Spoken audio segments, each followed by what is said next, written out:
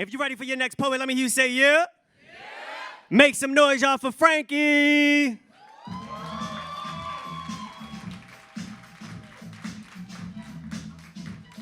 I always be like scouting the room to find out. Oh, got him. This is when I be trying to gauge the height with the mic.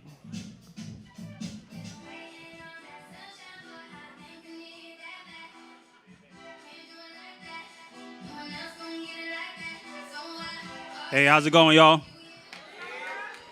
So, I'm not a poet, but there's a very special someone in this room. Bemi, can you come to the front?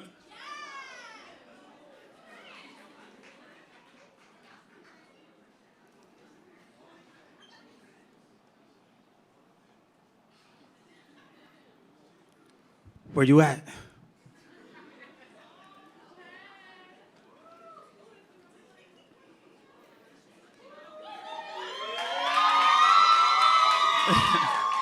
So we was actually here before, so I wanted to do it right this time. So I'm not a poet, but poetry is the language you speak. So I wrote this to say I love you.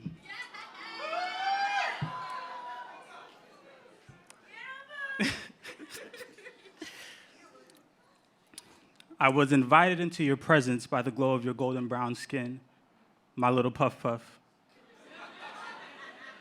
As I accepted its invitation, you greeted me with a smile warm enough to give the coldest heart life again. I plunged into the beauty of your pearly eyes and found myself drifting further into the ocean of optimism. Far away from the shore of reality, I heard a voice say, "Could this be your wife?" Too much of a pessimist to allow those words to germinate, I suppressed it, feeling like the chances of me seeing you again were 1,000,001. Not many days hence, I realized that the God who created 1,000,000 stars had our paths aligned on a collision course to create a galaxy. And this time, I aimed for the moon and slid in your Snapchat DMs. This was the summer of our love, and like eating ice cream on a hot day, effortlessly, we journeyed through each other's hearts, peeling back the layers of our existence as the pillow kissed our faces. I met the men who haunted you like the ghosts of Christmas past, too misinformed by society to know how to take care of treasure. We laughed about the parody that is growing up African in the Western world, and I listened to your lessons on the many poems of the great Nikki Giovanni. You gave me the address to your heart and met me at the door, but didn't know if I could handle the storm you lived in. Too afraid to let me in, I knocked patiently as you sailed the hurricane alone. Too afraid to let me in, I knocked patiently as you sailed the hurricane alone.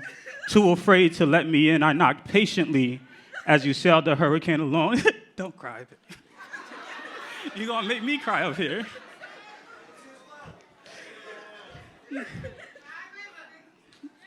And eventually, you realized I wasn't leaving you.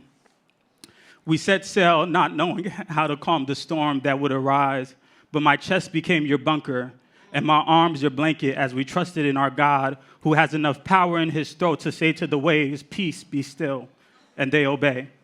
And even though you were experiencing spring showers, it was the fuel needed for you to blossom, my sunflower. I learned your love, a raging inferno consuming everyone who approaches you, and witnessed the power of your voice, as soft as cotton, but strong enough to emancipate any person entrapped in the prison of insufficiency. You shared with me your scars and made me understand what makes a diamond shine so vividly is its cuts. You are beautiful.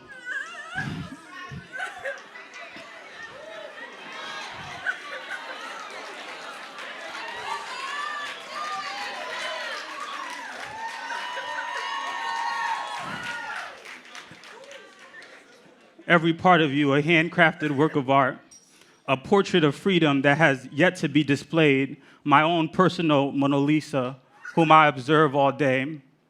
I envision the moment where I see you walking on red roses as if you were floating on clouds, my arms ready to meet you as we stand before heaven and seal a covenant strong enough to survive any war. I guess what I'm trying to say is, Adurak Bemi, will you marry me?